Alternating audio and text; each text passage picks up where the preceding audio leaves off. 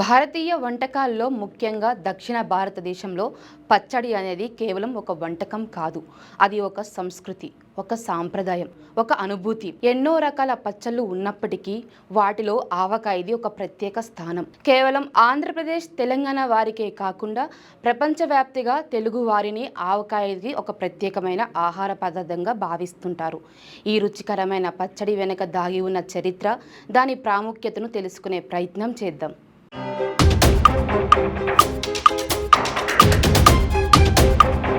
పచ్చడి అనే భావన భారత ఉపఖండంలోనే వేల సంవత్సరాల క్రితమే ఉద్భవించింది.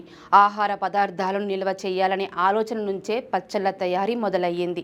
శీతలీకరణ పద్ధతులు అందుబాటులో లేని కాలంలో ఉప్పు, నూనె, సుగంధ ద్రవ్యాలు, పసుపు వంటి వాటిని ఉపయోగించి కూరగాయలు, పండ్లు, ఆకుకూరలను నిల్వ చేసే పద్ధతులు అభివృద్ధి చెందాయి.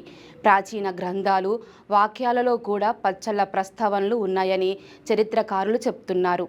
వివిధ ప్రాంతాలను బట్టి, వాతావరణ పరిస్థితులను బట్టి, లభ్యమయ్యే పదార్థాలను బట్టి పచ్చళ్ళు రకాలు, తయారీ పద్ధతులు మారుతూ వచ్చాయి.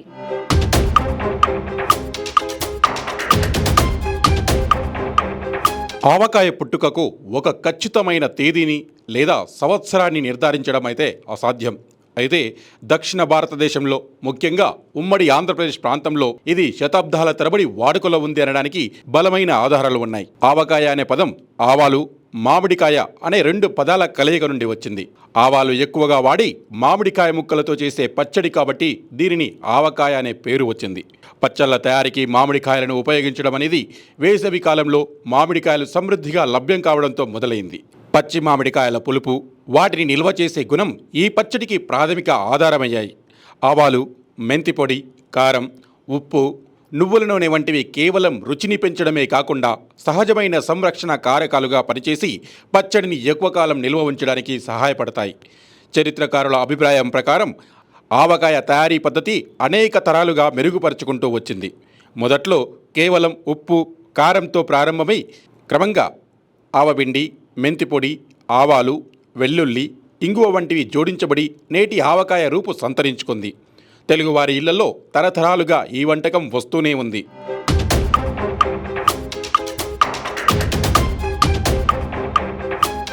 ఆవకాయ కేవలం ఒక పచ్చడి కాదు, అది మన చరిత్రలో, సంస్కృతిలో, జ్ఞాపకాలలో ఒక అంతర్భాగం.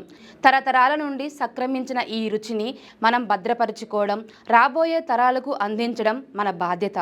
ఆవకాయ అనేది కేవలం ఆకలిని తీర్చడమే కాకుండా మన మూలాలను, మన సాంప్రదాయాలను గుర్తు చేసే ఒక అద్భుతమైన వారసత్వం.